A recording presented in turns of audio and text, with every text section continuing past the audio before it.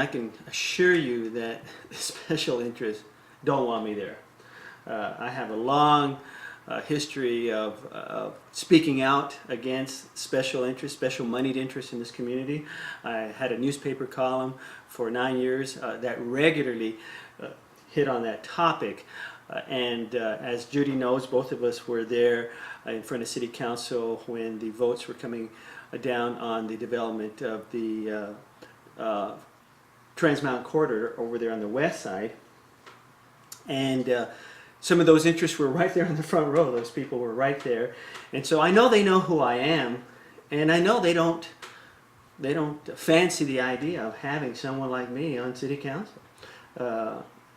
I can assure you that I would not be interested in taking any of their money. If they were to offer me money, I have decided I would refuse it. I don't want their money. I don't want any dirty money, is what it gets down to. I would also like to see an ordinance that would require city representatives from recusing themselves on a vote for a city contract, the renewal of a contract, or the extension of a contract from any individual or business that gave them money. So that's one way I think that we could try to move forward to cleaning up city government. I would ideally like to see some campaign finance reform, but that's probably a whole lot harder to accomplish than would be perhaps an ordinance that would require, again, city representatives from recusing themselves from this vote. Because I think Judy could agree, that's who we've been fighting, haven't we? Yeah. Well, you were talking about the whole idea of getting more input from the citizens and doing surveys to try to find out what they're interested in and getting the word out to them, having a communication. How about talking a little bit about the involvement that you are with the forum that's on PBS? Right, the National Issues Forum. Yeah, I've been involved with them for over 7 years, and in that organization, well, we talk about national issues, and we get people from throughout the community to join us on a panel to discuss national issues and to try to come up with some solutions to these problems that we face as a country. They don't look for experts in fields, they look for everyday El Pasoans, everyday Americans, and we're really talking more about our values than anything else. And I know the values that Judy and I cherish, obviously one is the environment. We feel that there's no amount of money that we would consider worthwhile developing, again, Casino Range. We don't care. Right? It doesn't matter. That's right. It's got its own value and its own aesthetic value that we're just not interested in somebody telling us, well, think of all the taxes that could be collected from the homes and the businesses that would be there. But think of the value of it in its natural state and how it's a draw to people from all over, especially when they're talking about bringing different businesses to town. If they come from someplace else and they look around and they say, this is a beautiful place. Let's come here. Let's be part of El Paso. Absolutely.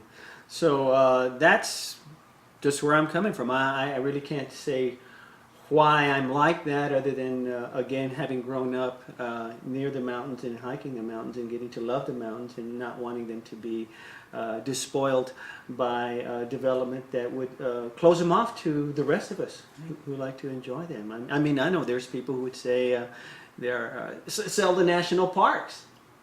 Well, I don't think so, right? I mean, that's another thing that's really neat about El Paso, by the way, and Northeast, we're very close. In 90 minutes, I'm up in the mountains. In no time flat. So again, if we had that Old Mexico Old West theme park with that tunnel that I was talking about, it would be talking about all these neat things that people could enjoy in the region. And that's one of the things that's interesting about El Paso. We live in what's called the Chihuahuan Desert, but yet we're very close to what they call Sky Islands.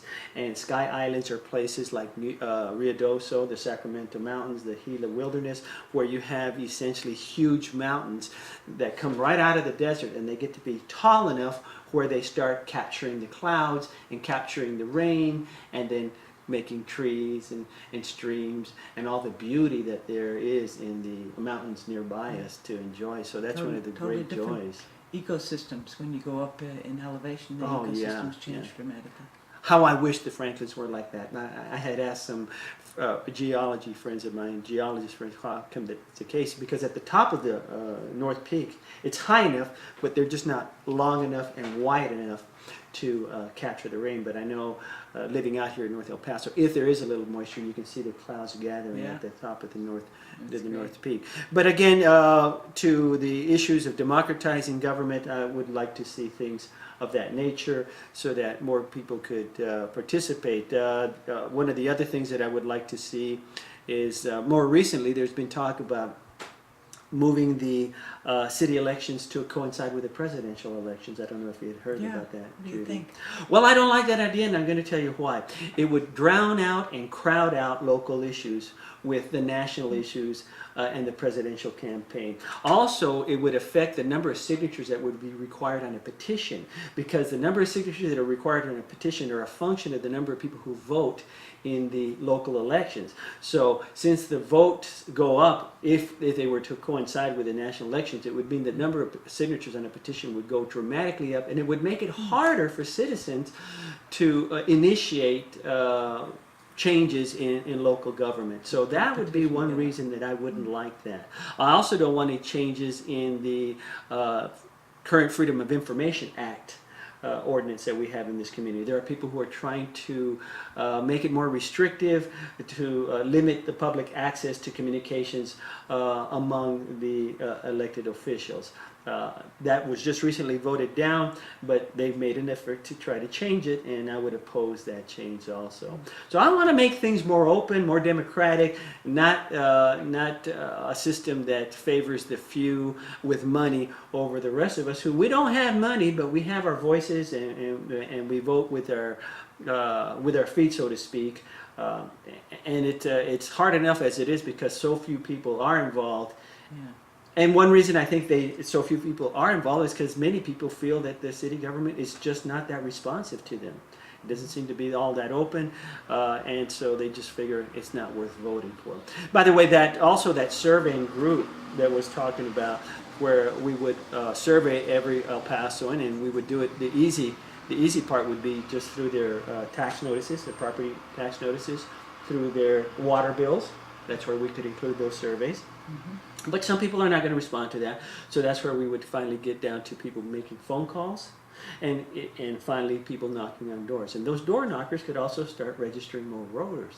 So not only would they be registering voters, but those folks would get the sense that, hey, my community cares. And I know some people are talking, well, I have meetings. You know, we've gone to meetings, Judy, right? We go visit our city representatives. Mm-hmm. But again, a lot of folks can't do that. And even those representatives who have meetings, let's say in the evenings, that's you come to them. I'm talking about the city coming out to us, to the people. Mm-hmm. So it's a different way of moving forward. We're proacting rather than reacting. And if we proacted rather than reacted, people would start saying, you know what, my community, my city leaders really want to know what I'm thinking. Yeah. They knocked on my door. They gave me a phone call. They sent me a survey. And they do that every 4 years. So that every 4 years, just before the city elections are coming up, we will know what we want as a community. Not what the few want, but what the community as a whole wants. And so we could work with UTEP, with community college, with the school districts to have these young people involved in that process and start getting them involved in civic participation at an early age. That will engender the next generation of leaders also for our community. So there's all kinds of positive things about doing something like that because it's democracy in action. If we could just get more people involved enough to vote, right, it would be huge. Right, it would be huge. And it's currently such a small percentage, you know. If we could have a goal of doubling it, the amount of eligible voters that actually go to the polls. Absolutely. That would be huge. And again, having a database where the candidates, the elected leaders, and the community all know what we're talking about. Years and years ago, this idea's genesis came from an article that I read back in the 1970s in Newsweek magazine. I still remember the author. I still remember the lady. It was a woman's idea. The author was Coleman McCarthy, and he talked about a woman by the name of Renee Henninger. And Renee Henninger had an idea, and this was her idea. She said that every year when you get your income tax forms, and that's when really that's the most intimate transaction that people have with their government, right? They're coming to you and they're saying, you owe us money, cough up the money, right? She thought that it would be a good idea to have a survey along with your tax forms that would ask taxpayers to list the 10 ways they would like to see their taxes spent, and the 10 ways they don't want to see their taxes spent. And then a little graph that would tell you, or chart, the leading ways that our taxes are being spent. So it wasn't going to be incumbent on the lawmakers to follow that. It wasn't going to translate into law, but again, it would be the sense of taxpayers as to how they want their money spent and don't want to see their money spent. What a concept. What a great idea. And that was the first thing that got me to go out and get some signatures to a petition for that idea, because I thought that was a wonderful idea. But what I found very quickly is the politicians didn't like it. Those on the right said, well, if you give people the chance to say how they'd like to have their taxes spent, some are going to say spend less on defense. And those on the left said, well, if you give people a chance to say how they'd like to see their taxes spent and not spent, some of them would say cut back on social programs. And the congressman at the time told me, well, I already know what people want. So it seemed like everybody was against it, and it was nothing other than a census, a survey. But it made me immediately cynical about politicians, really, because I didn't get a feeling that they really wanted to know that much. And yes, they do hear from the ankle biters like Judy and myself, and certainly they listen to the people who give them lots of money, but most people are not involved in the loop. Isn't that true? It's right. And it's probably because they don't feel that their opinions are really honored or sought after. I vote for Raul because he truly cares about the environment, and one of the things I like about him the best, though, is that he has outside the box ideas. He's really comes up with things other people would say, that's wild. And then you take a look at it and say, you know, let's really take a look at this idea and see where it's going. But I think there's few people that really are able to come up with these new ideas. And so I really like that about him. I know that he's concerned about the environment, and by the various organizations that he's been involved with, like the League of Women Voters, that is big in my book as supporting the right causes. And I truly believe that he is not being fronted by somebody with deep pockets that wants Raul to do his bidding when he gets elected. I think he's going to look out for the interests of his constituents as opposed to somebody from the outside or a special interest group.